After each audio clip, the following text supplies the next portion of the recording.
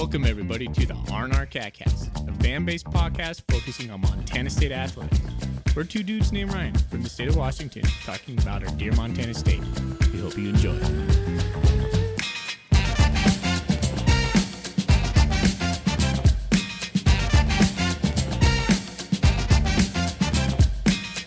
All right, welcome back, Bobcat fans. Thanks for joining us on another episode of the R&R CatCast. I'm one of your hosts, Ryan Foley. I'm joined with my co-hosts, Ryan Thornburg and Zach Levere. We are the Ryans and the Zach of the R&R, the Montana State affiliate of the Big Sky Podcast Network. And we want to give a shout out to the Bobcat Collective. If you're passionate about supporting Bobcat athletes, visit bobcatcollective.com today to learn more and sign up to be a member as low as $25 a month. Membership supports student athletes and provides great perks for members, including exclusive events, access to those events, behind the scenes, some swag, and more. Again, that's bobcatcollective.com. Happy to have those guys on for our title sponsor this year. And it's cool to see what they're doing in-house now, joined with Montana State. And so I think just the whole NIL raising money for the student athletes is going to be even better for Montana State this year. Anyways, fellas, we're here. We're ready to talk about the offense, preview the offense tonight. So we're going to go position group by position group. We're going to talk some players. We have some Golden Coolie questions. We're going to debut round 2 of Name That Bobcat, where Thorny and Zach are going to go head-to-head again. Tied? Yeah, tied 1-1. You will have to text me in your answers during that. And then we have some Golden Coolies on the back end. So we're going to have fun tonight. Are we still ripping our shirts off? Whoever loses Name the Bobcat segment? Yes. Just stroking the chest hair while you're at it. All right. Thorny, how you doing, buddy? Doing good, man. I'm doing fantastic. It's I just got done with trivia earlier. Ooh. Took second place, but Are you a trivia guy? Every other Wednesday. Yes. What's your team name? It rotates. I wasn't part of it today. I didn't even pay attention to what we picked. I was going to say, is it something clever or appropriate? Not usually. I'm usually overruled by everything. So, but I'm the weakest link, so it's okay. I'm just there to have some fun. And the occasional 2000s pop punk question that I can answer that no one else can. He's a Jeopardy specialist, folks. Yeah. Mm-hmm. Very niche. Very niche. All right, man. Well, I think before we start into this conversation, like always, let's talk about what's in our Golden Coolies. I hit the right button. What's in your Golden Coolie? What's in your Golden Coolie is brought to you by Wilbur Ellis. Go see Shea Richter and Company up in Fort Benton for all your farming and fertilizer needs. I got a classic, a true classic here. I got the Prickly Pear Pale Ale. Pick some up on I was in Montana last week. I probably should have mentioned that when you asked how I was doing. I was in Missoula visiting my parents. Came back with some beer. I always get myself some Prickly Pear when I'm there. I almost bought a 12-pack of that, and I meant to, but I just didn't because I forgot it when I was at Albertsons in Great Falls. I, too, was in Montana last week. Was it surprising how green Montana is right now? It felt like it was June over there. If you're coming from Spokane. Yes, if you're coming from Spokane, maybe if it come up for me in Bellingham up in my area, it's like, I forgot how brown Montana is. Oh, man. Yeah, it was at least the couple days we were there. It was cold and rainy, but they had gotten significant rainfall. The hillsides were green. I can't tell you what it is, but just being in Montana just feels completely different. So unique to Montana, and it's so refreshing. I missed it so much. Man, good beer, Thorny. That's one of my all-time favorites.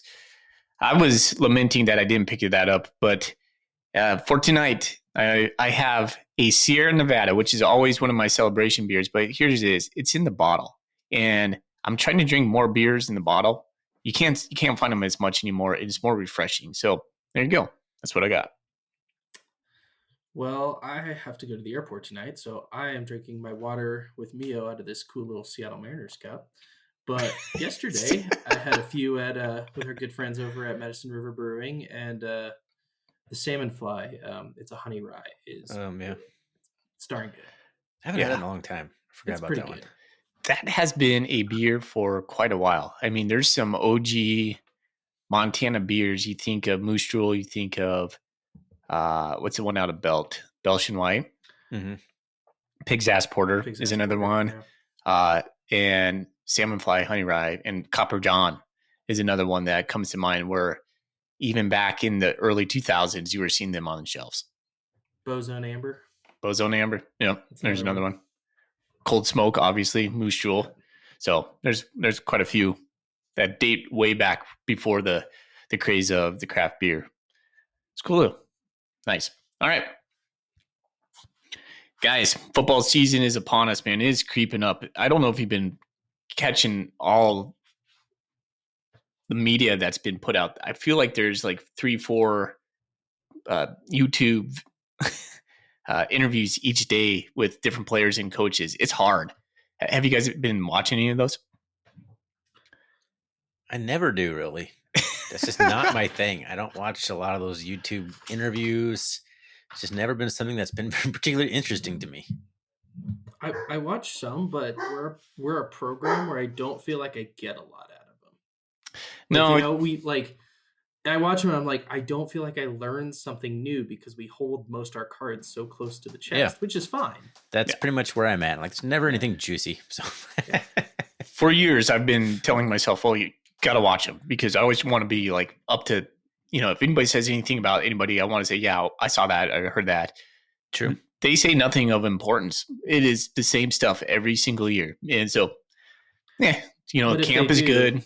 Yeah. I trust Victor Flores to put it on a 15-second clip on Twitter and I'll see it. Somebody will parse out the good stuff on Bobcat Nation or somewhere. So it's like, I'm not going to be the guy who's sifting through it to find the nuggets. I think the collective theme, though, this year is what's coming through is they're trying to find an identity or at least craft their identity as the 2025, 2026 team.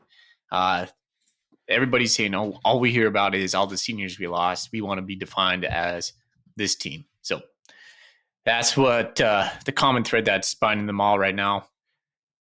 Anyways, nothing new from those, but let's talk about the offense today. So we're going to go through positions, and I think we're just getting right into it with the quarterbacks. Well, let's not also, at some point, I don't know when we want to do this, but mention the coaches. Let's not forget to talk about the new coaching staff. Yeah. So Pete Sturrick is our new offensive coordinator. He came from this Colorado School of Mines. This is off the top of my head. And he once was a head coach over at Montana Tech. No, offensive coordinator at Montana Tech. Went to Colorado School of Mines and now is our offensive coordinator. When you do listen to, here's something actually, when you do listen to the guys who are talking on these interviews, at least the offensive guys, they're all letting in a little bit that we're going to be passing more. It's going to be a more balanced attack. So Bobcats, you can expect to see the ball flying through the air a little bit more this year. And that's what I expected when we hired him and listened to his stuff back in, probably was like March or February when he got on board. But, jump into the quarterbacks. Most notably, we lost Tommy Mellott. I don't know if you've heard of him. Pretty awesome guy.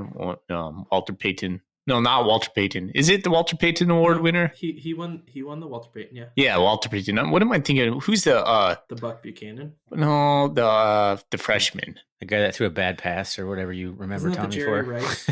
The Jerry Rice. Oh, shut up, Thorny. Just shut up. All right. Tommy's gone. He's over in Raider land.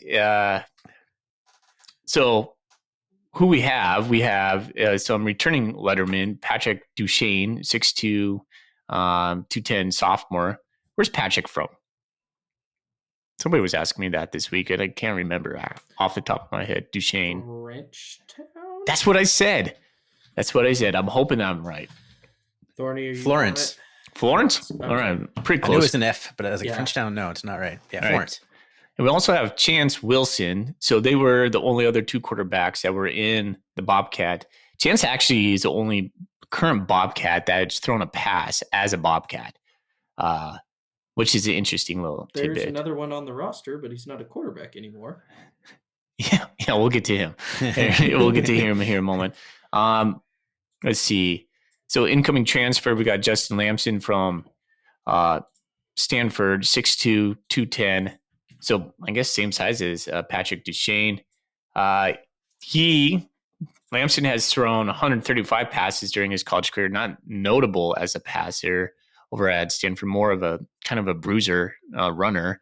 To me, when we first signed Lamson, I kind of was thinking, is this Sean Chambers, but with a lesser arm? I don't know.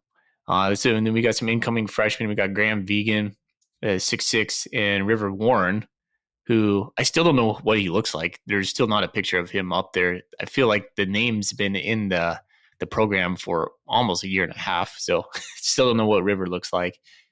But yeah, that's what we got. Who do you think is going to start? That's the big question everyone wants to know. You went right for it. Right for the low-hanging fruit. I'll go for it. I think Lamson's going to start. That's the excitement. I don't know if it's just generated by Bobcat Nation or the media, or maybe because he's new, but I feel like I hear more about him, and I'm being, hoofs on the ground over in Bozeman. It's just, I feel like the buzz is around Lamson. I also think, he's been to Oregon before, played in that stadium, or maybe they played in California. I'm not sure. But anyways, he's played the Ducks, I believe.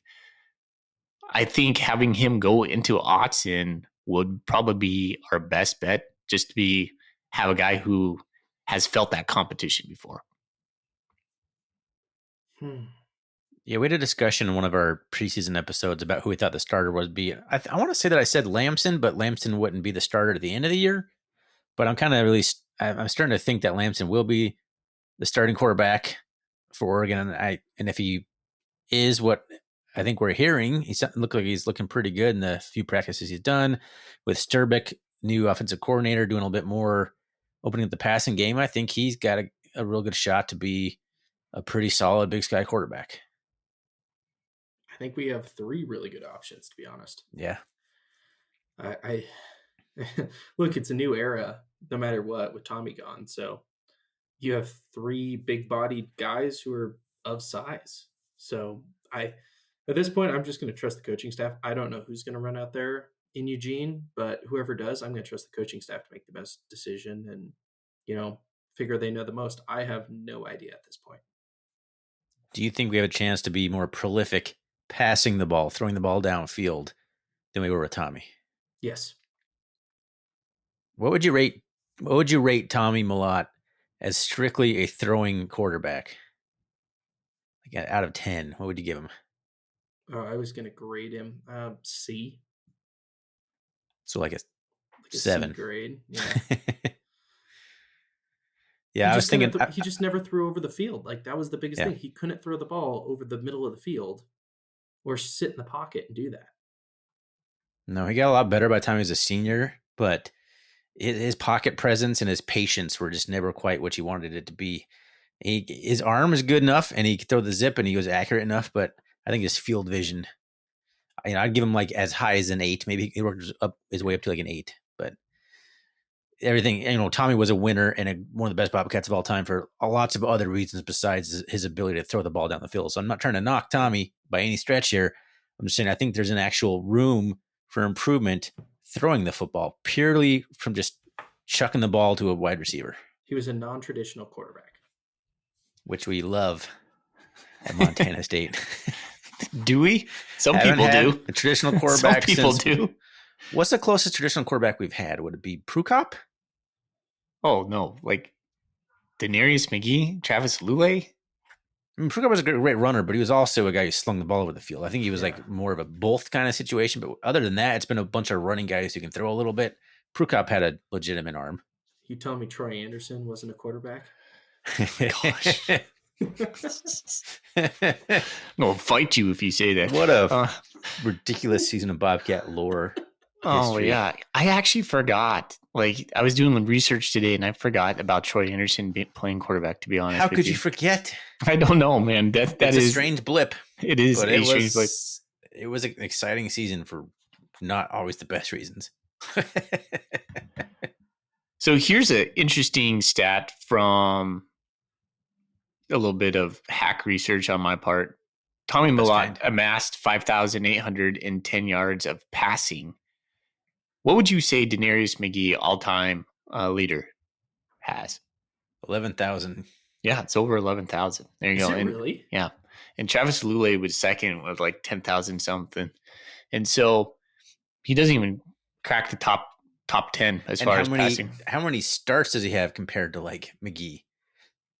I would say that's probably pretty close because I bet McGee it's not started much as a less than freshman. McGee. Yeah, it would be. I think McGee probably had a couple more, but actually probably not because With playoff games. Playoff Tommy? games, yeah. Yeah, Tommy's also missed more time. McGee only was out for like one game his entire career. Yeah. But he also didn't play many playoff games. So I bet it's not too far off. But the point is, he has like more than double his passing yards with roughly the same amount of starts. Oh my gosh, yeah. Jeez. To tell you all you need to know. Because my MSU had like, and it's more common now, but like we had two quarterbacks that threw for over 10,000 yards and rushed for over like 3,000 in their career or something. It was like, at the time, there was only a handful of quarterbacks, and two of them were like Bobcats with Lulay and McGee. But I think it's a lot more common now. But some prolific passers and runners in Montana State history. And everything points to Lamson, Wilson, both being guys that can get it done with their legs and their arms. I don't know if Lamson, neither of them will be prolific as Tommy, but they're not statues. We just have talent. That's the great thing now is I feel like we have three guys who are talented enough to go after the record books and take the reins. I'm not worried. No. My initial thought was like Tommy's gone. When you just kind of think about it before Lamson transferred in, you're like, you've seen Wilson, you've seen a little bit what he can do, but the more it's gone on, the more I'm comfortable with everything. Yeah. Also, it's not going to be a weak point, I don't think. Yeah. For people listening, if whoever gets the start goes out, throws 3 picks against Oregon, do not panic. Yeah, right. Yeah. Like I do not want to see on Bobcat Nation, ooh, we should have started somebody else. It's freaking Oregon. They're the number 7 team in the country. And Tommy got strip sacked twice against New Mexico. New Mexico, yeah. So things happen against FBS programs. Panic. Don't be like, whoa, these guys are, you're going to play at odds. Oh, they'll panic. You know they will. Yeah. You can disclaimer it all you want. It's Bobcat Nation. Message board genius. I know we've been on Bobcat Nation. I signed up in 2004. 21 years I've been on that website. Happy 21st birthday. I can buy myself a beer now. My account can drink.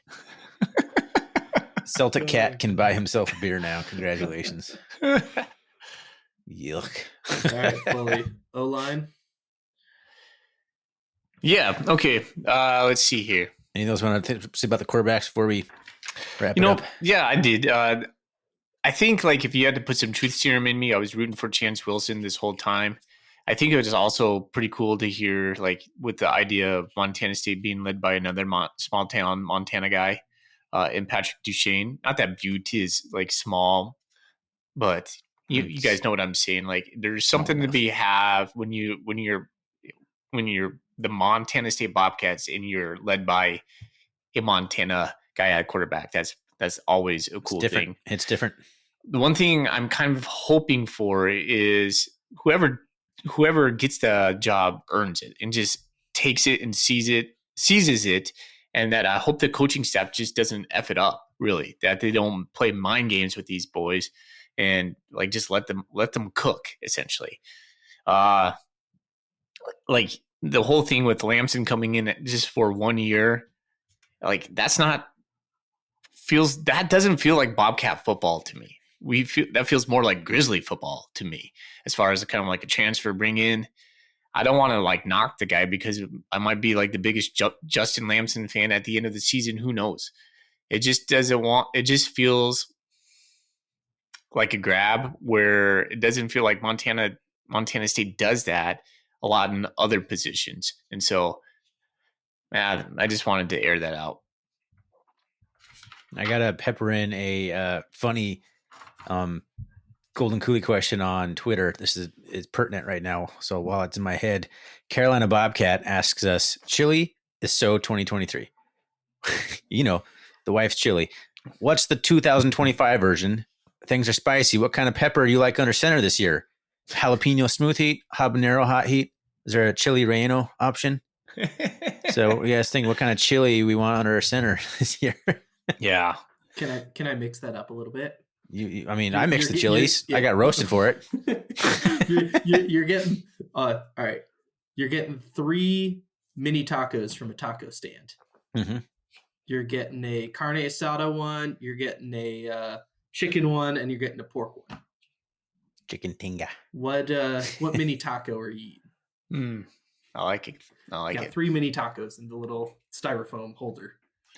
See, this is gonna have to come to us organically because we're gonna have to see these guys out there and gonna be like, oh yeah, that was the carne asada guy right there. That's the Pat Duchesne. You know, who knows? You know, it will come. It will come. The whole chili thing was like vibed up in a shower I had where I was just sitting there thinking about Bobcat. And it's just like I actually wrote it down in my steno pad and I was like, okay, bring this in maybe. And I just went for it. And then it turns out you didn't use a bar of soap in the shower. it's like how do we see this? Feels like it. Foley's totally a bar soap guy. Yeah, I am a bar soap guy. Bar soap guy. Yeah. He's got like a case of Irish Spring, I'm pretty sure. Do you not use a bar soap? No. Are you a loofah? Are you like a loofah with the body wash kind of guy? Not really. Shower gel. Shower gel. I'm a 3-in-1 guy. Oh, so hold on. Shower gel bugs me a little bit because when you put shower gel in your hand, it feels like half of it just slides off your hand and then just goes down into the drain, which feels like a waste. How old are you putting it in your hand for? I don't know. What do you do with it? I would just like rub it in my palms and then get the lather going. What do you do? Do you just like slap it against? Just go straight to the straight to the source. Okay. Use that chest hair as a loofah. Yeah. Exfoliating. Oh no, yeah, I'm definitely a bar soap kind of guy. Yeah. All right. Yep.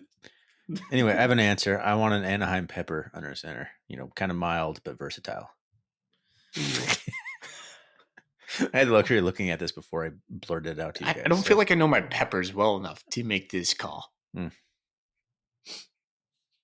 Serrano. Do you guys brush your teeth in the shower? I do sometimes, yeah. Do you really? Yeah.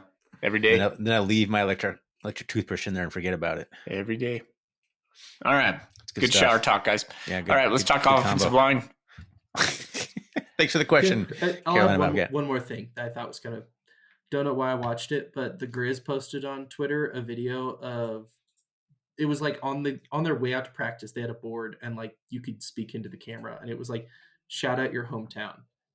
And I'm going to say 8 out of the 10 guys that were doing it, not Montana. It was like Georgia, California, Texas, Florida. And I was like, that's kind of, I don't know if I'd be proud to post that one. We could have a whole podcast just talking like differences between our programs, the arc of each program. Let's not go down that route right now. I'm just saying. Yeah, that could be an episode we put out for the Ko-fi subscribers. Yeah, there you go. That's a good bonus content episode. Okay, offensive line. This is where we're going to win or lose this year, boys. Offensive tackle, returning. These are returning starters. So we got Titan Fleischman, 6'4". Yeah, dog. 6'4", 300. I'm not getting. You know what? I'm not even going to read their heights and weights. I'm just going to say who they are. Titan Fleischman. We got Burke Mastel and JT Reed returning as starters. Now, there are some other guys who have starting experience that are coming back. Everett Carr, I've heard great things about him. Like kind of up and coming dude. Cedric Jefferson, Dylan Rollins. Our red shirts are Aiden Kaplan, Dalton Noble, and Braden Zimmer.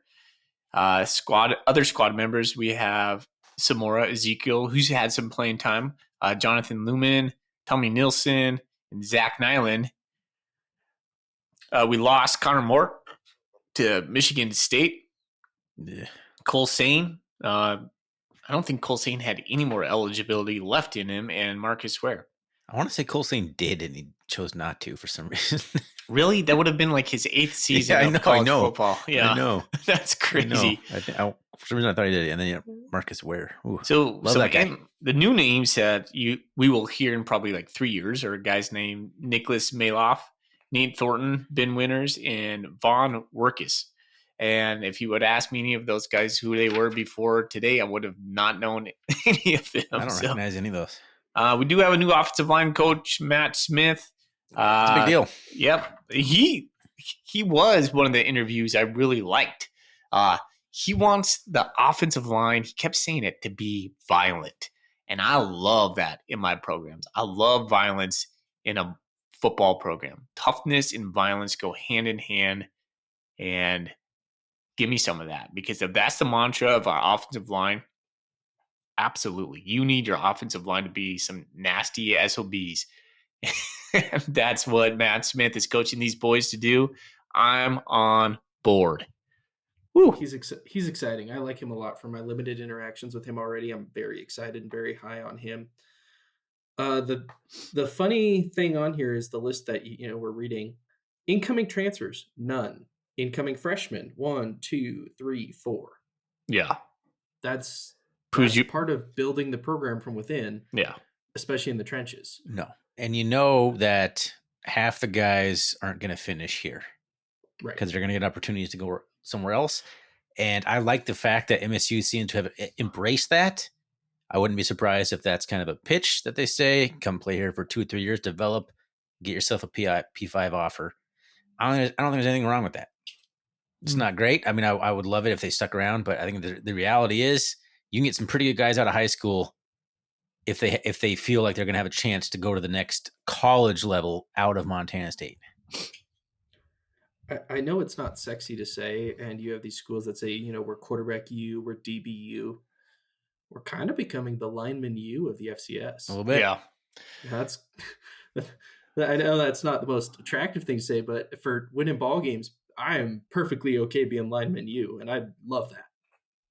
And yeah, some of our biggest recruits you see come in like November with the December class, and then after that, our offensive linemen. And you look at some of these weights, like this incoming freshman, 6'2", 307, 6'4", 276. I mean, Thorny and I were Bobcat fans back in the early 2000s. Our recruits were 230, 240, and if they were up to 260, they were starting. And so, or if you had a guy who came in at 270 right out of high school, like the most unathletic guy you've ever seen. Yeah, and we are dominating high school recruiting in the local area, particularly the state of Montana when it comes to linemen. And we're getting quite a big guys from huge. Idaho too. Yeah, yeah, that's massive. Well, let's go through like Fleischman is 6'4", 300. I'm just gonna go through the guys that are potential starters. Fleischman is 6'4", 300. Mastel's 6'4", 315. Reed's 6'3", 290. Carr's 6'4", 290, Jefferson is 6'4", 300, and Rollins is 6'6", 300. We were averaging like 300 pounds along the offensive line here. Yeah. So where do you want to be? Who's going to be our center this year? Yeah, who's the center? I've heard Reed was taking some snaps. We know yet. I think they're trying some guys out. I don't know. There's a lot of the fact that they're trying to figure out the best pieces and who fits where, I think is a good thing. It just means there's talent everywhere and they're just trying to figure out who's best. I'm not worried about this offensive line at all. No. Every year, that seems like the last 10 years, we've been churning out these awesome lines, probably even longer than the last 10 years. A name I keep hearing that's kind of a guy who's flashing is Everett Carr. He's got the body, nastiness. I wouldn't be surprised if he pokes in to the starting line or is an heir apparent to maybe Fleischman or maybe, anchoring the right tackle side. So I'm not sure. Coulter Nuanez said that Fleischman has a six-pack. Gosh. Is he going to wear the crop top? 6'4", 300 with like 8% body fat or something. So he's the next guy who's going to go to California next year. Yeah, it'd be a Cal. Yeah, he'll be a Golden Bear. It's one of those things too, where it seems like the last couple of years we've lost a lineman to a season-ending injury because that's just how that position plays. You're going to lose somebody. You got to have 8 guys. And then all of a sudden, the guy behind him steps up, and it's like, where did this All-American come from? And I think we're that deep again. Yeah. Yeah. So for most FCS teams, losing an offensive lineman is an offensive death sentence for a lot of their things they want to do. Love it. So. I love being O-line U, at least in the Big Sky. Lineman U, I love it. I mean, Vegan understands winning the lines is how you win at the FCS level. In particular, the FCS level. I mean, all levels, but it's like more apparent, I think, at the FCS level. All right, Mr. Foley, running backs. All right. So our returning starter is Julius Davis, and I guess you probably could put Adam Jones in there because they split time. We have Colson Kuhn coming back, Jared White coming back. Incoming freshmen, we have Cale Breslin, incoming transfers. We have Cale Breslin, Is he who Utah? BYU. And then we have a guy named George Helms, who I'm not entirely certain who he is. I think he was from another FCS school. Was it Elon? Not sure. Oh, yeah, I think you're right. Someone help me out on It says that Lone one. Peak IMG Academy on the website, but we did get a guy from Elon, I swear. Yeah, So I think that's him. Or maybe he committed to Elon and changed his mind. I don't know. Yeah. Anyway. Incoming freshmen, we have Malachi Klonch and Shenko Kornichuk. There's some fun names.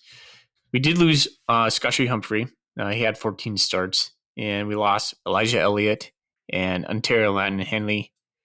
And we have a new coach, Josh Firms. Boys, three position groups, 3 new coaches. Did Elijah Elliott just did he? I know he graduated. He transferred. He's at a D2? No, he was at another FCS program. Oh, Kennesaw? Bryant? Maybe. Yeah, Bryant. Actually, that sounds familiar.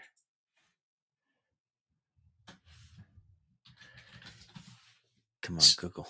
Yeah. Anyway, I'm not sure. I'm not too sure what to think about our new running backs coach. I'm a huge fan of Sam Mix, who now is our wide receivers coach. He was our running backs coach last year. I haven't heard too much from Firm. When I did hear from him, it was underwhelming to me, to be honest. Like, he just seemed like a guy of low energy. I'm not sure if I was reading that right, but that's what I got. They put the newest coach at running backs because it's the least important position coach there is. That's fair. Those guys are going to run the ball just fine. I just think between Adam Jones, Julius Davis, Jared White, Colson Kuhn, that's such a good problem to have. Like, who gets the touches? Because I think anybody could make a safe pick that says Adam Jones is going to be the breakout player of the year. Adam Jones could rewrite Afonse's rushing record by the time he's done. Elijah Elliott is at Bryant. Nice. He's a Bryant Bulldog. Good research. We need a research guy. Crack research, that boy. Research team. My biggest hope for this season, to be honest with you, is Julius Davis stays healthy for the running backs. I mean, I don't even know what it looks like returning from injury. Is he the same Davis? He's been hurt a few times now. Yeah. It takes a toll. Is he that same explosive, angry runner? Because that's what made him so special. Is his? He's gonna blow kisses to the Weber State sideline. That's right. I still think he was signaling the ref face mask. Oh, no, he wasn't. No, he wasn't. Face masked on he was That's blowing. my hot take. One of the best moments being a Bobcat right there. Just watching Weber 40-0. Sean Chambers went off in that game too. Yeah. That was Sean Chambers. That was the beginning of the Chili's, I think. Yeah. I think you made it right. Because now we're wondering after that, like, how do we mix the Chili's now?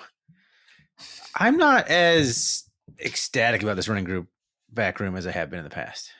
What is that? I think it's good. I think it's deep. I think it's the least deep one we've had in a few years. Besides, I think Davis and Jones are certified. I think Jared White is good, and I'm not sold on Colson Kuhn as a starting Division I running back. Well, no by conference play for sure, because we got some slappies at the end of September. So we got 3 guys, and Kuhn, if the offensive line is as good as it is a serviceable at the very minimum. So we have 4 guys we can count on, but I don't know. Compared to like the insanely embarrassment of riches we've had in the past, I think it's just not as good. Who's the guy we Top had to to put bottom. in against Cal Poly in 2022, and he had like Marquise 7 Johnson. touchdowns? Yeah, because we didn't have any running backs left. Yeah, that was a fun year. Back from 0 running backs. How many carries does Julius Davis have before we start with Eastern Washington on September 27th? Over or under 30 touches. How many games? So that would be 4 games. 4 games. He'll Davis, play the, over play under the 30? entire Oregon game. He'll play the entire. See, South I don't Dakota think he State will. game. I don't think he will. I think we're going to probably play a lot of Jared White and Colson Kuhn in Oregon. No, because we're gonna win. Ooh. We're going 4 quarters, baby, because we're gonna Ooh. win. Maybe in the fourth quarter late, but That's And then you not got- Michigan style. That's I not do- Okay, Michigan South style. Dakota State. I South think they Dakota save State, Davis yes. a little bit. I think they do save Davis a little bit. So I say under 30. So you could either If write it's him. ugly at halftime, you wave the white flag. But if it's not ugly at halftime and it's somewhat manageable, like it's, I don't know. I still think you save Davis for the 24-3. late season. I still think you keep him. Here's what I would do. Here's what I would do. Count. I would warm him up in Oregon, get him like 12 touches, 12 to 15 touches, then ride him hard during South Dakota State. Give him probably the lion's share of the role, or split it halfway between him and Adam Jones, and then just pull him out. San Diego, Mercyhurst, don't even touch it. Maybe 1-2 carries. Save him for conference. Guy's got to play though. Boys, I'm That's telling my you, thing. I cannot wait for Gold Rush. This might be one of the most epic gold rushes of all time, if not the most epic gold rush of all time. I cannot wait. I'm so jealous. I want tickets so actually bad. might still have to go. I might have to do it. If you find tickets, let me know because I missed the boat on buying them on the website. So, I got my shirt the other day. oh yeah, guys, order shirts. Damn, South Dakota gotta do State, that. man, it's Thanks for so. reminding me. Screw those guys. I'll say that. Oh I man, want blood. nice. Mhm. We should have won in 23. Mhm. And gosh darn, That was a touchdown. in 20, Yeah. there were some. Well, questionable Thorny was calls in in that game, freaking too. Ireland when that happened. Yeah, me and I you had was to break that. That was my first episode. watching like a highlights in a random spotty like Wi-Fi hotel, trying to figure out what's going on. Gosh, what a game. What a game. Okay. All right, boys. Anything else on the running backs? Thank It's God another Jared solid White year. decided to come back because he was in the portal. I like Jared White. I'm a huge fan of Jared White. Could be a pop year for him. Yep. Now, he could be a breakout type player, especially if somebody gets hurt. What? No, I'm not even predicting injuries. I was about to predict injuries right there, and I was like, what am I about Who to said do? anything about injuries? Yeah, there you go. What are Okay. you talking about? Receivers, fellers. Here we got returning starter Taco Daller. I don't know if you've heard of him. He's a junior. We got 2 more seasons of Taco. Did you know that? I bet you thought we only had one. I thought he was Javante older. King and Ryan King. Which one's from Idaho? Javante. Yep. You can add a boy. We have That Jordan word point? Reed, Ding. 6'6", Yeah, ding me. 214. Who's your dinger? There you There go. There you go. All right. And then we have Jacob Trimble, who on all accounts is having a Stud. bounce back preseason. So Yeah, man. some squad members, I don't know what a squad member means on this document. Tom Carter from Helena, Key Christensen, not sure where he's from.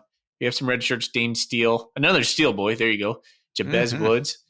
I think Jabez is going to get some play this year. He was a big time recruit. Yep. Incoming transfer. This is the guy that I think might be the breakout star of the year. It's Chris Long, the Rutgers transfer, 6 foot, 175, wheels, just speed is what I'm hearing in hands. I Until he love drops it. the ball against UC Davis and fully hates him forever. Yep. And then I will roast That's you. all. And then on our He could episode, be a stud, but he drops one ball in a game, and you're like, oh, our fuck. episode recapping his entire career, that will be his highlight. You won't let me live that down, will you? You guys are No, just peppering never. me that It every was not cool. whatever. Okay, so we have Cash It was a very Embry. Eeyore moment of Mhm. Mhm. Okay, you're giving me your moment. Have you met Mr. Thorny over there? Let's go. Find Cash a bigger Embry. Eeyore moment than that on the podcast. That's like the top.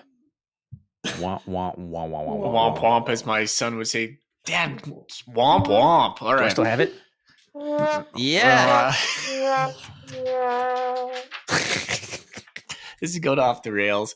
You guys suck. You wanted to have more fun. Oh my word! This is I'm gonna get a beach Show ball. notes from Foley before we start. Let's have more fun, boys. Too much fun. Now he's saying, incoming freshman receivers are Cash Embry, Maxwell Hendrick, Parker Matty, and Nick Seymour. is that Ben Seymour's brother? Someone It say? is.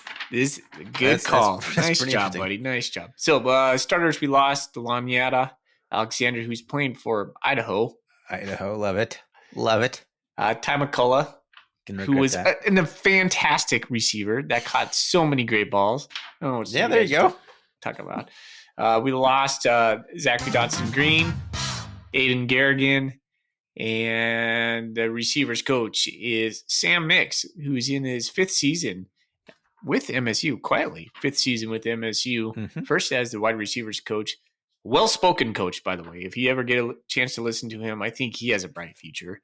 I don't think we'll keep him for long. So Taco Dalla returns as one of the most impactful players. I think we're going to see a lot of Jacob Trimble and Ryan King. I think Does we're going. Trimble and Dallard play the same position though? That's don't know.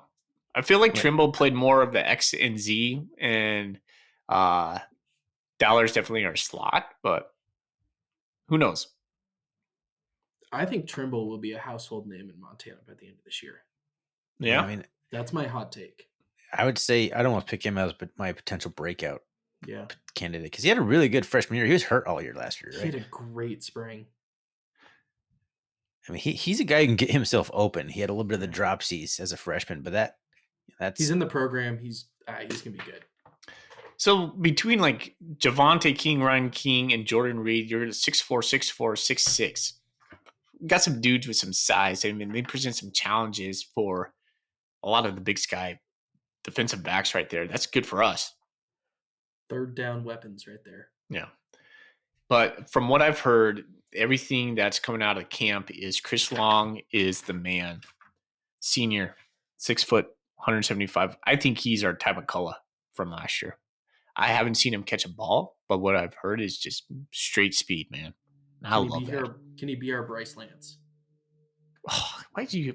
Wait, That guy ain't going anywhere. You're We're fired. Gonna have to You're face him fired. If we win another one. You're fired. He ain't going anywhere. Don't We gotta ever face the compare boogeyman. any Bobcat to any North Dakota State Bison on this. Horns down. I agree. That guy broke my dreams. Horns Broke a lot down. of our dreams. I don't know, Gosh, I'm you pretty just put excited me in about a this group. bad mood, Zach. Thanks. I'm excited about this group. Yeah. I think we'll be just fine. Alexander Jr. Didn't do a whole lot. He wasn't a bad player by any stretch, but he wasn't like a game changer. No. Most of the passes I remember him catching, he was pretty much wide open when he got him. McCullough will be a little bit harder to replace, but if Chris Long's about the same speed and caliber of a similar player, we'll be good. We'll be really good in the wide receiver room. Who do you trust more going into the season, the receiver room or the running back room? Running back. That's a tough one. I would almost say the receiver room because I think it's pretty deep. I don't know. I'll go running backs. There's too many certified stars. Between Jones and Davis, those are two like elite players.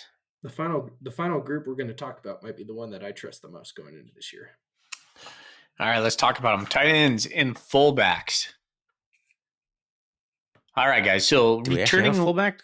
Yeah, there's the question. I'm glad you asked that because I don't think there has been one on the depth chart. If you guys want to pull up that depth chart, I don't think there's one listed. Spurbeck is going away from the Rohan Joneses.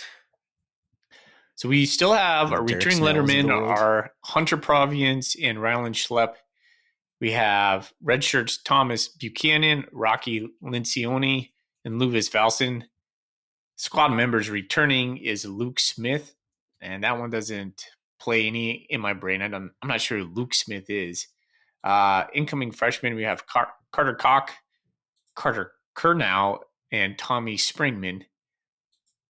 Stars lost, Ryan Lonergan, and Rohan Jones. Tight ends coach is Jordan Walsh, second season at MSU. There's a bunch of young coaches, or first couple years in the program anyway. The thing with the tight ends that really confuses me is so many of them start with the letter R. We have Rylands, Rohans, Two Ryans. So all these guys get confused in my head. And we have Rocky. Let's see. One of the guys that I'm looking forward to is, I think, a breakout player for me is Luvins Valson. Yep. We're going to be passing to the tight ends according to your Zach Levere right there. And I think Valson has some moves and some speed. But the way we use our tight ends, man, you're going to see probably a lot of like 21 personnel, even maybe 31 personnel. Put that in your mind and think about 3 tight ends on the field at one time.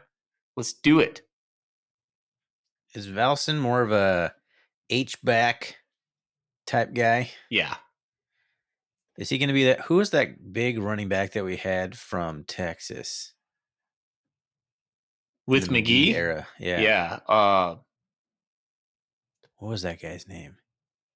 Because he played a lot of H-back stuff. He was a running back, but they used him more almost like a receiving. Yeah, he was a transfer back. too. He came from where did he transfer in from? Texas? Yeah, I want to say was Texas. He a Longhorn? I meant to say, when I said Texas, I meant like Texas, University of Texas. God, what was that guy's Texas. name? Trey. Crack research. A lot of crack research going on tonight. Yeah. This is an insider I'm gonna look episode. It up. This is definitely a deeper one.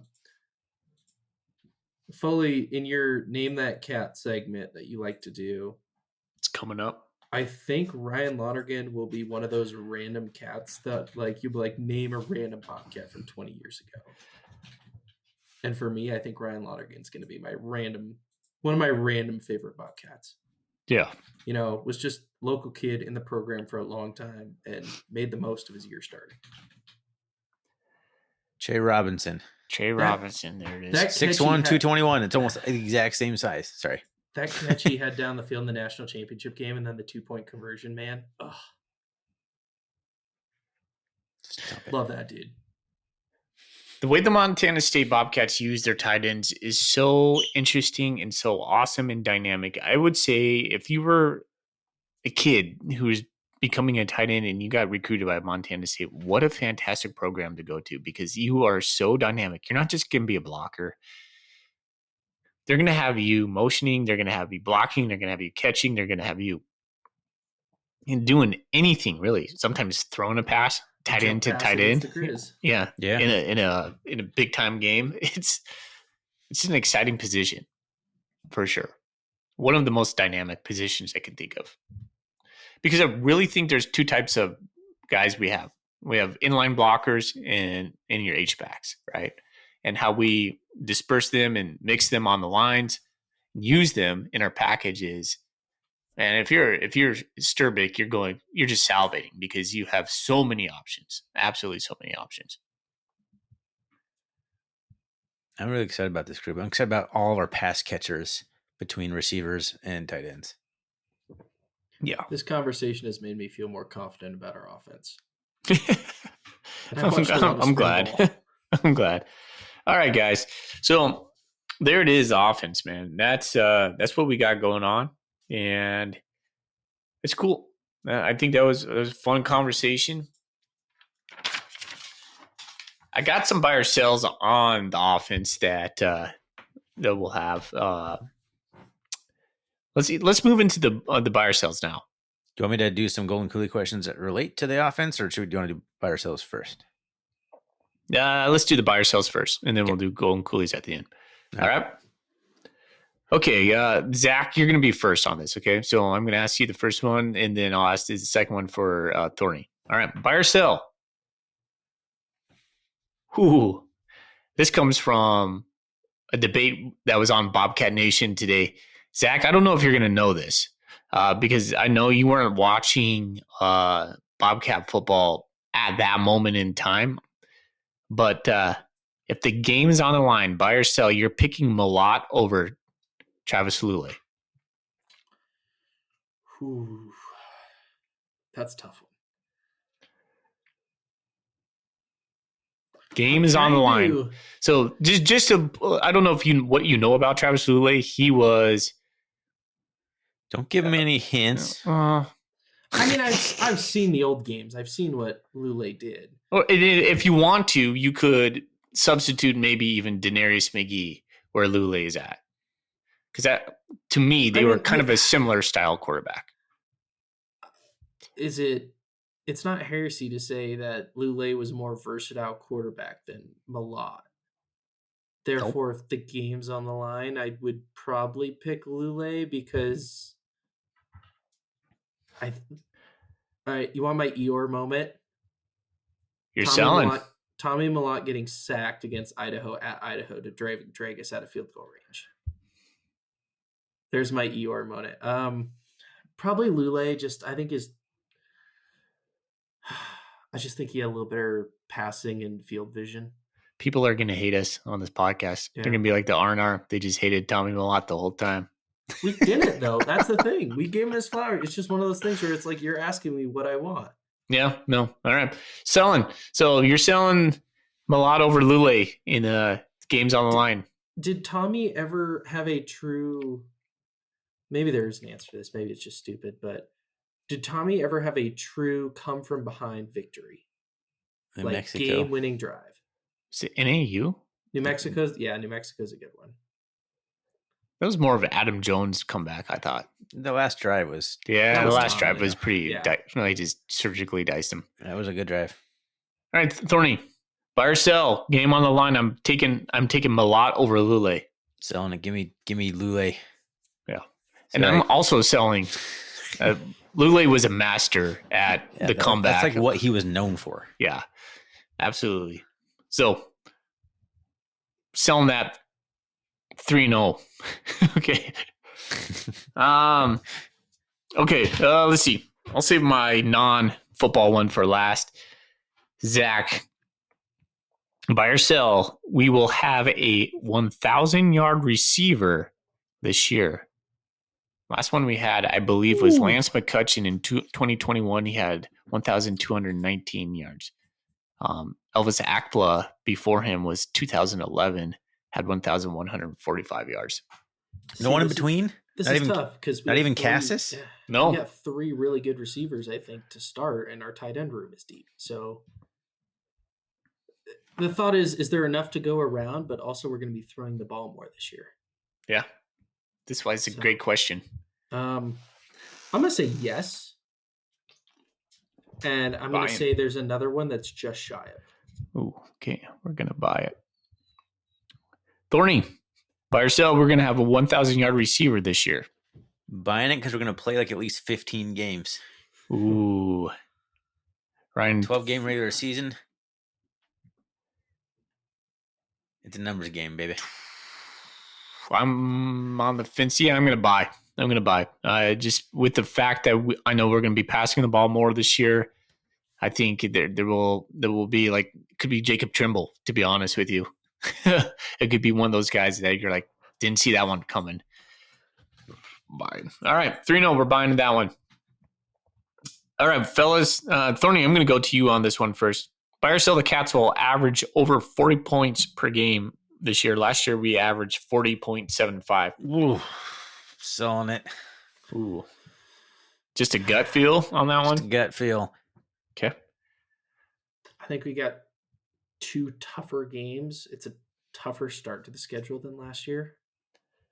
We're not going to score 40 points against Oregon. I don't think we're going to score 40 against South Dakota State. I don't think we'll score 40 against Davis, and I don't think we'll score 40 against the Grizz. So no. Selling our lowest output last year was 30 points. That's crazy. That was against Davis. That's the least amount of points we scored. Dude, that was a crazy game, by the way. That Davis game was like sweaty palms the whole time. Yeah, it was a tough game. I'm buying. I think we're gonna run it up, fellas. I think Sturbick's gonna just be like, who's our offensive coordinator that I'm thinking of right now that I loved with the Prukop era? Cramsey? Yeah. I think there's a little Cramsey and Sturbick. I think we're gonna run this up. So I'm buying. Was it Matt Smith who had the comment that about Sturbick? They asked him about him and goes, "That dude puts points on the board." Yeah. That's a pretty hype comment. Yeah. That's a nice simple comment. I like it. So we're selling 2-1 on the Cats are gonna go over 40 points. I when I originally wrote this question, I put 30 points down, and then I did the math afterwards. I was like, oh man, I got to bump that up. No way. We're gonna. I think 40 was a good point because I really had to think about it. Yeah. All right. Last one, a non one. Buy or sell. I've had a slushy at least once this summer. Does a pina colada count? Yeah, sure. Yeah, I had one yesterday. That's a buy from Zach. Does a blended margarita count? Yeah, yes. Sure. Well, then no, I haven't had it. It's a sell from Thorny. I don't think I've had any slushies. I've had smoothies. Oh man. So, smoothies. Being with my sons all summer long, like we go swimming and all this stuff. We'll occasionally go into the 7-Eleven by the pool, and the frozen Coke slushy. It's pretty stinking good, boys.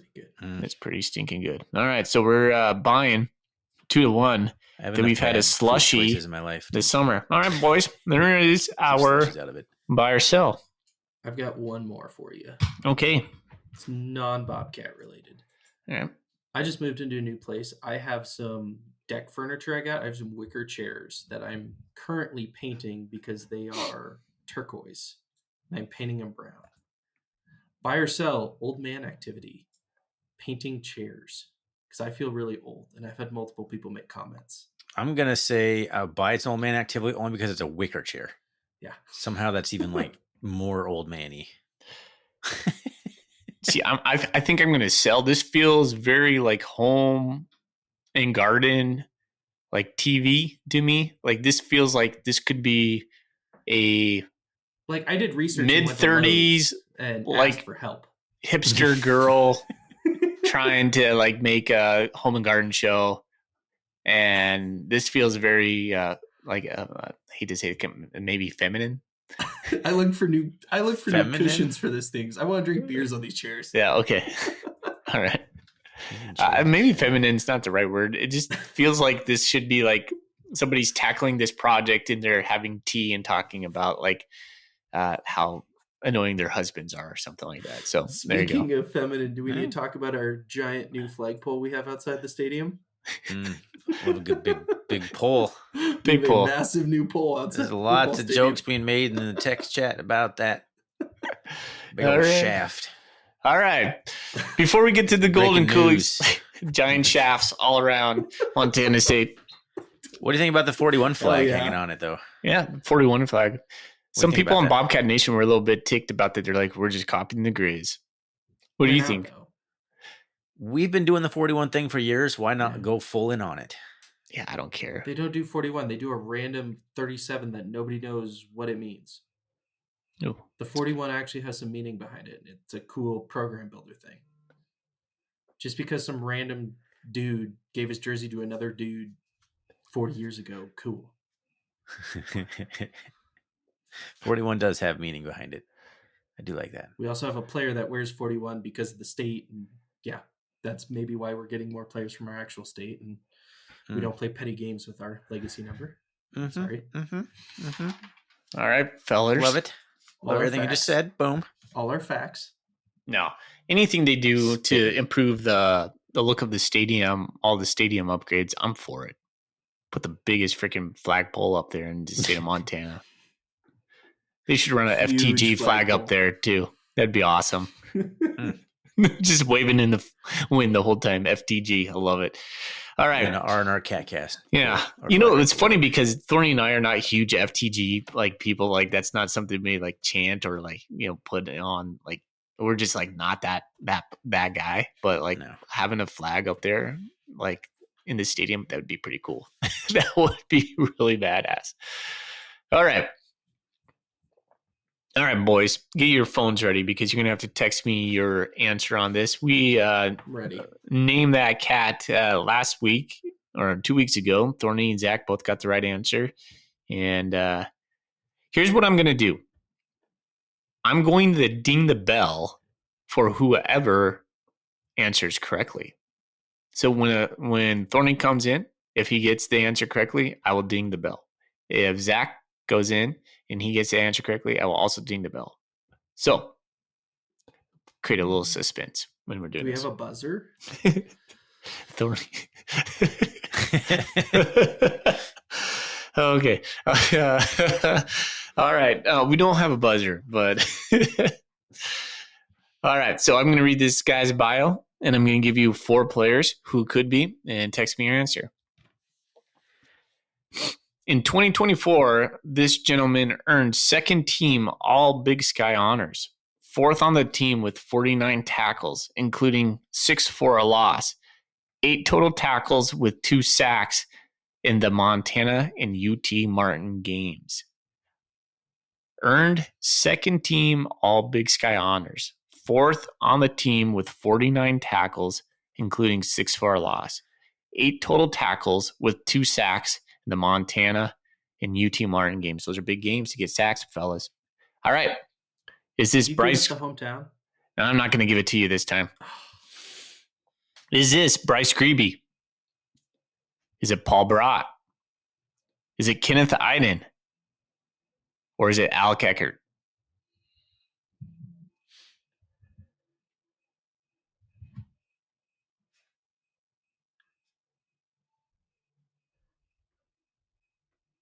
Waiting on Zach. Ooh. There will be no dings today. Uh-oh. Oh, Both no. of you were incorrect. Thorny said Iden. Zach said Eckert. Brat. It was Brat.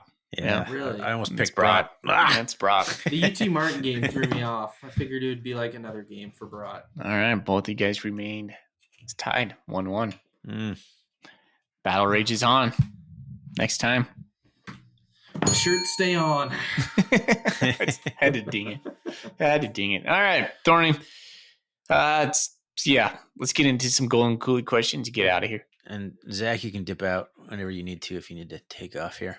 All right, sounds good. CSG Bobcats on Twitter asks us, I'm terrified to start anyone other than Lamson against Oregon. Seems like a bad start for a young QB. Do you prefer we play the vet for a while, start with a young guy, maybe a McKay type situation? Yeah. We already kind of hit on this a little bit. I was watching. Have you guys watched the SEC show on Netflix yet? The Any Given Saturday. I've actually been wanting to, but I have not yet. I haven't caught it. They did a thing on Graham Mertz versus DJ Lagway. Graham Mertz was the 6-year starting quarterback who had transferred in from Wisconsin, and DJ Lagway was a freshman. And they played the first game against Miami, and they just get murdered. And Graham Mertz was the quarterback. And then about 3 games in, they brought in DJ Lagway, and he lit the world on fire. So just because something is new and you haven't seen it before doesn't mean, it's not going to work. So for all the people panicking that, well, Lamson has, FBS experience, he's the guy. I'm not trying to downplay Lamson. I just haven't seen him play. I just want to say it's going to be fine. Yeah. It's a great show, by the way. It's pretty good. Even though I hate the SEC, it's a good show. I think you roll out whoever you think is going to be the guy that you're going to roll out for the rest of the year.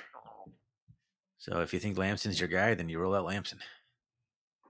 If you think Wilson's your guy, then it doesn't matter. Put him in. I think if you're Montana State, I think for fans, we want to just kind of like blow past Oregon because we all assume it's going to be a loss, and probably is. I think Montana State's going to go in there going, we want to win this effort. Well, we're going to what Idaho did last year. Yeah, Idaho last year. We want to win, and we're not going in there just to get a paycheck and make sure our boys are okay. We want to win. Oregon's got a few issues. They got a quarterback competition that isn't going well right now. They've got some offensive linemen hurt, and they've got some receivers potentially suspended. And see, boys, and this is where we are as a program.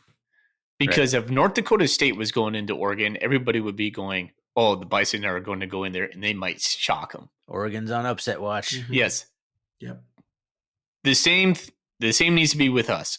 Like if we want to be in that same boat with North Dakota State, in which I feel like we're 1 foot in and 1 foot out, like I still think North Dakota State holds that reign, right? They are the dog. So you can bring up North Dakota State, but when I bring it up, it's not cool. No, when you compare a player of ours to their star, You just compared mindsets. Compared whole programs. I'm just saying facts right now, man. It's just like North Dakota State's the dog. They are, man. They're the top dog. They have God, been. I hate them. If they're going into Oregon, people are saying upset watch. Montana State goes into Oregon, we should say upset watch. I'm not going into Oregon. I don't want us going into Oregon saying, shoot, this is just, let's just get out of here. It's Oregon State. Remember when Oregon State waxed us? Well, sure as heck I do. We were there.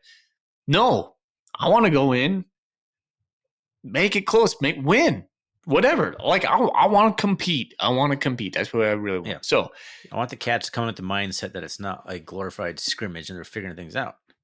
I take the hungry guy and put him at the quarterback. If Wilson wants it most, but he's not the most talented, I give it to Wilson. Yeah. I think Lamson is going to be. I think here's a prediction. I hope I'm wrong. I think we're going to run a 2 QB system. I think when we get into it, I think Wilson is going to be the starter. I think Lamson is going to be the second chili. Spicy. Yeah. There it is, There it is, folks. Yep. All right, boys. I gotta get out of here. I gotta go pick up people from the airport. Alrighty. Thanks Let me know for if I coming miss on, man. anything. Thank you, guys. I will give my Go Cats. Yeah, do it. All right. Give my Go Cats. All right. See you, boys. Tell your dad he owes us a ton of money or something, like he's forgot a paycheck or something to us, or make him sweat a little bit when you see him. Hey, he's pumped for the sports gambling segment. I'm pumped too, but I will do an Excel spreadsheet, and if you want to play along at home for that, it's gonna be a fun one. All right. I have a prize as a little teaser. I have a prize that I'm getting for the winner of this, and it's gonna be a fun one. Okay. Ooh. All I like right. it. I'm gonna make it fun. All right. Well, I like it. Can't wait, man. Love it. All right. All right, See you, boys. Zach. All right. We'll see you later. Catch All you. Catch you later. All right, Thorny, you Let's got move another on one? to another Golden Coolie question. Yep. Joshua Eckert pretty much asked us the similar thing. Who do you think will start QB in week 1 against Oregon? Do you think we'll use a quarterback by committee approach in the Oregon game? I do. We already kind of hit on both of those a little bit. Do you think we'll do committee, or do you think it'll just be like a one guy? I think it'll be one guy. I think we'll try guys in for different series. I don't think we'll bring in guys like in packages or anything like kind of like Chambers did. I think we might try out, all right, this is going to be Lamson series. This might be Duchesne series or something like that. But that's more of just kind of figuring out who's got it in a real life game situation. And you really want the committee thing, though. Yeah, you really want one guy to flash. And so going into South Dakota State at Gold Rush, you want to feel comfortable with the dude taking the snaps there. Yep. All right. Good question. So that's a big question on everyone's mind, right? Yeah. Johnny Longman asks us, what method would you use to solve the issue of urban deer around campus in 2026? Follow up. Did FanDuel snub Shanko Kornichuk on the top 100 names of college football 2025? Yes. Dude, there were some doozies. I wish we had that list. I don't know. Who's got a better name besides Shanko Kornichuk? We've had some good names on There's some ones in the South that are just like, you're like, what? It's good stuff. Is it basically that sketch from Key and Peele where there's making up names?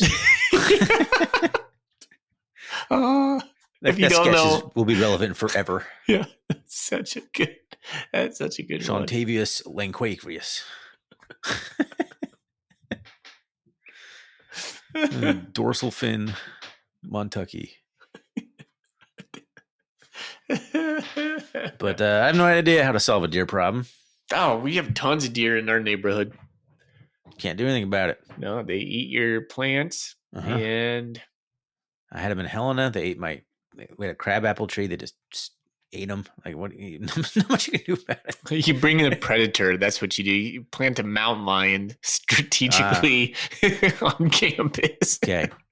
A horde of bobcats, actual real life bobcats that roam campus.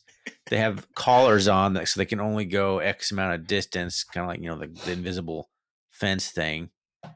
And somehow they don't injure students. MSU comes out with a statement where they're like, we've introduced some apex predators to knock down the deer population on campus. Beware. There is now a mountain lion and some brown bears out there. I don't know. Some grizzlies. Introducing other problems to get rid of the initial problem. A pack Sounds of wolves have been introduced. Red tape. Yeah. All right. Here, I got one for you. Colorado Cat says, who will be a breakout player this year? Who will be your breakout player for Montana State? Gosh, I mean, offensively, it's like I want to pick Adam Jones. It's so simple, but I think it's an easy choice. Or you could pick somebody along the offensive line. You could. There'd be some players there. Carr. Hunter Provience would be a good potential option. I wrote down. I read this one earlier, and I wrote down Chris Long as wide receiver, the Rutgers guy, and then I don't know why I'm high on Leuven Svalson. I actually know why now. It just dawned on me. I saw like a clip of him on a repost of it Instagram. Instagram actually lets you watch one of their videos before you have to sign in. And I was like, who is that catching that ball? And he just like caught it between two guys and did a nice little juke move. And I was like, ooh, it's Falson. All right. So I wrote him down. What about a guy like, would Caden Dowler be a candidate for this conversation? Gosh, I hope so. Hurt guys get hurt though. Yeah. What about like a Neil Daly or even the other Greavy? Bryce Greavy? There would be, defensively, we have I think there are more opportunities defensively. Yeah. Gosh, it'd be kind of cool too if the linebacker had Ryan Cray and who's the other guy from Great Falls? Oh shucks. Anyways, they have two. Wable? No, it's not. It's Ryan Cray and. Anyways, we haven't got to defense. We'll do it next week. But it was a general breakout player. You can include defense. Yeah. Anyways, two Great Falls boys back there to be fun. Getting off topic, but yeah, I think this is a good question. I wish Colorado Cat would have actually waited for the next week to ask that, because then we would have had a full, offense and defense preview. But for my offensive person, I'm going with Chris Long. All solid choices. I mean, if I had to pick someone offensively, I'm going to go ahead and I'll go with Adam Jones, whatever. Adam Jones. Basic answer, but I think vanilla. It is kind of big year. Or vanilla, excuse me. Any other BN ones? Yeah, Roger Fisher, our friend, says, who do you want to win the QB1 spot? Who do you think will win it and why? I don't know if we've actually said who we want to win it. Yeah. I don't think I care. I think whoever the coaches think is the best is who I want to win it. I have no it'd be cool to have a Montana guy like we talked about, like Patrick Duchesne, but above and beyond, first and foremost, I want the best quarterback to be on the field, and I have no idea who that is at this time. Sometimes there's fan favorites. Sometimes, I think this guy's got the skill set. I really want to see what he can do. I'm not sure I have that feeling this year. Yeah, I get that. I've been rooting quietly for Patrick Wilson or Chance Wilson. Yeah, there you go. Patrick Wilson. Chance Duchesne, Patrick Wilson. Chance Wilson. And because of nothing else, he's been in the program for a while. He was a highly recruited guy.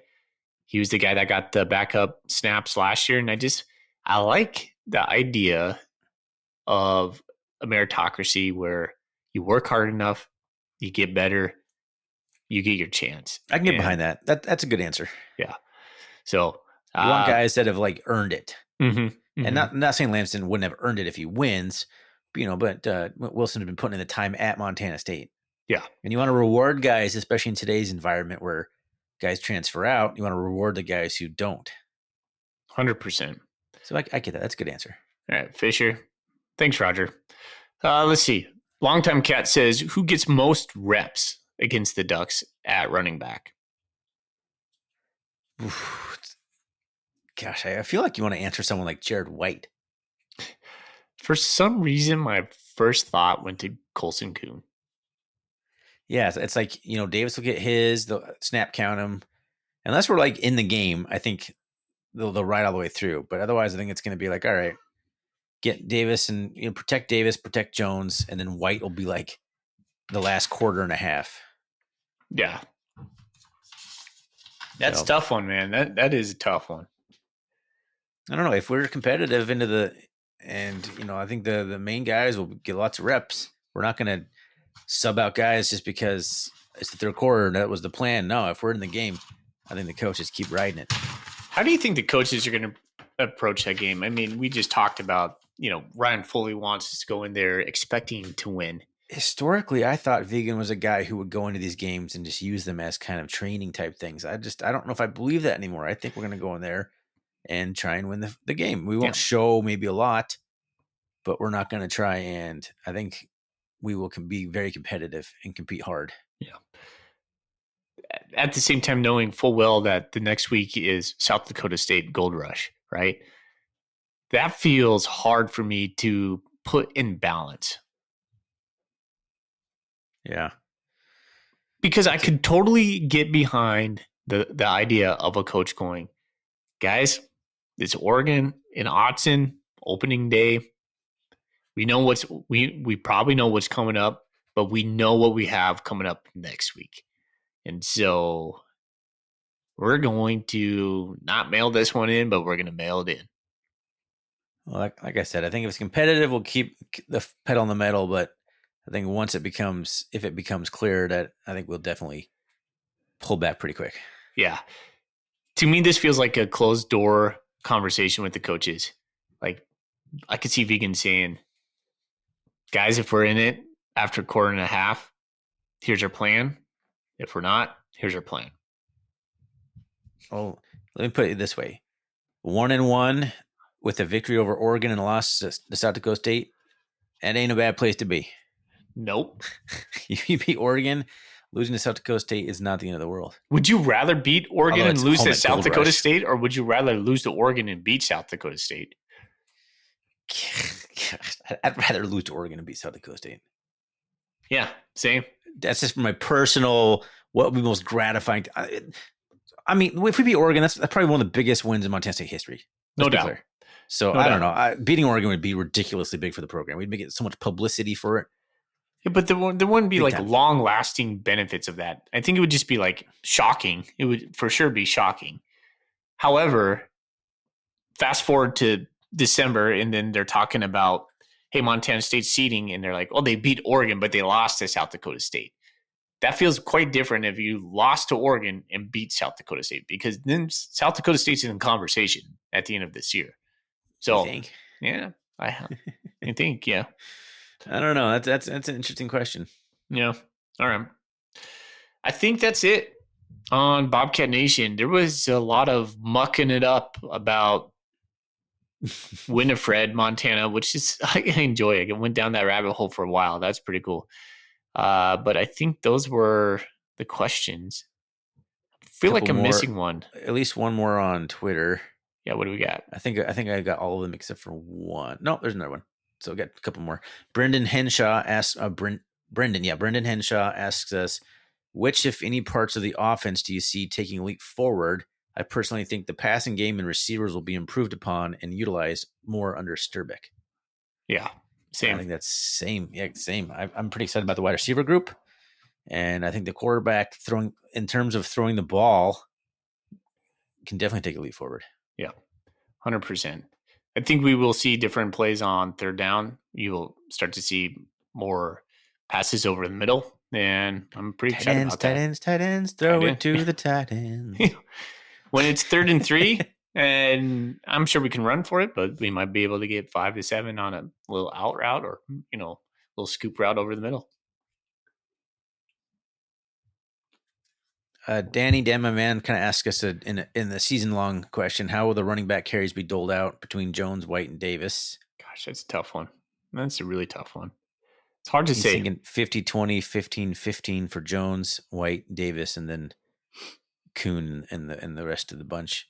So he's thinking almost 50 for Adam Jones and only 15 for Davis. So he's thinking Adam Jones is going to get half the carries, which he might. Yeah. I just don't know if it's going to be. I don't think Davis will be that far behind. I don't think it'll be down to 15. Hopefully not. So maybe like 50-30 and then 20 White. Yeah. I think between those three, unless it's a blowout, like those are the guys that are going to be getting the majority of the carries. In a perfect world. Tough to say. If we get to Eastern Washington with all 4 of those guys healthy, that's a win. We'll be doing fantastic. Yeah, that's a win. The Rob Cat asks us, Leon Costello recently spoke about stadium expansion in an interview. I feel like the BAC being built so close to the field will cause some issues with the closing the north end zone. What do you guys think would be the best approach to adding meaningful capacity? I would love that to be bowled in somehow. I want a full enclosed stadium with no grassy nubs at the ends. Yep. That's I don't know how we do that. Even if it doesn't add much to capacity. I know you're talking about meaningful capacity, and it does make it a challenge. But I still want that done more than anything. Yeah, I think even when we played 1,000 seats. Yeah, it's like when we play a meaningful game and the crowd is just absolutely bonkers, and then when they get to that end zone and then you just see the cutaway of the crowd and you just see like that empty space right there, and you look all the way back to campus, you're like, and it's always bugged me. That shot from like the press box to that corner of the end zone back towards like the basketball arena and stuff is like one of the ugliest views.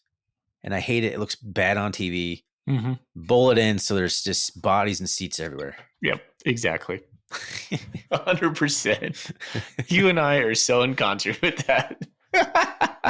Now, if you want to talk like meaningful stuff, then you'd probably want to add like a second level to the East Side Stadium or something like that. Yeah, I think that's what's going to be happening. Is they're going to prioritize boxes over there, private seating, and then somehow connect that into the BAC, where that will be maybe that spot might be an entry point into the stadium, where there's kind of like a staircase that comes up, like a mezzanine up there.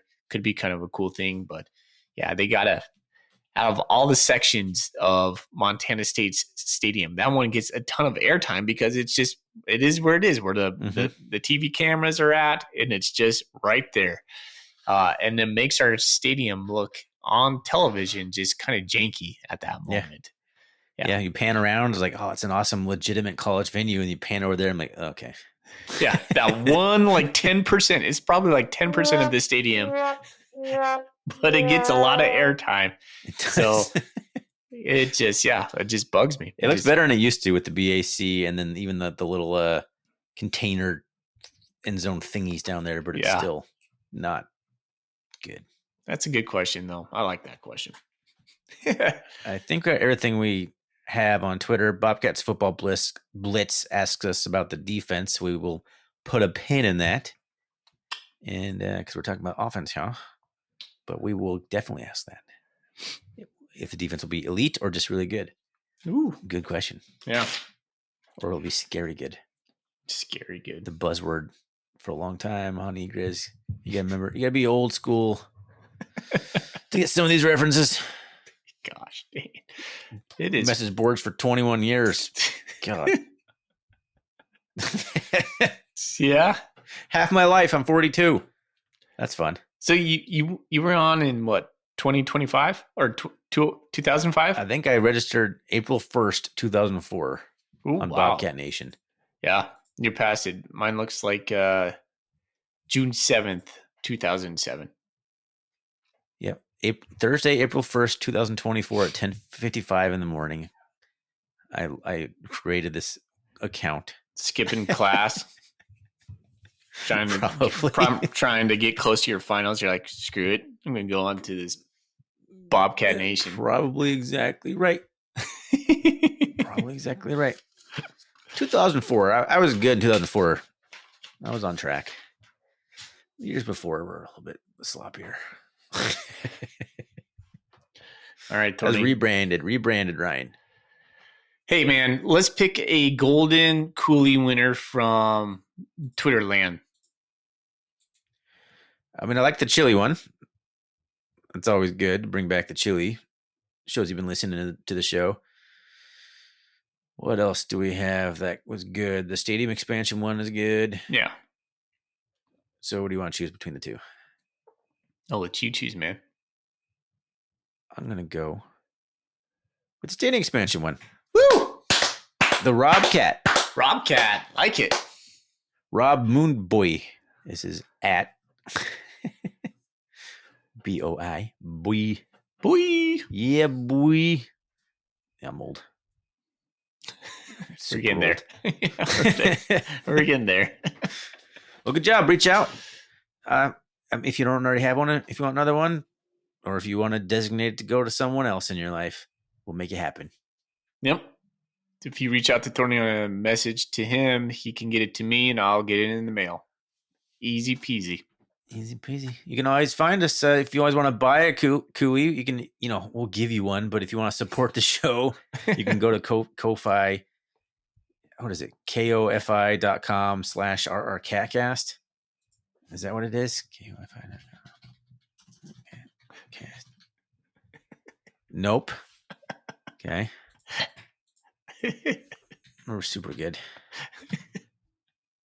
KO-FI.com/RRCatcast. Yeah, there it is.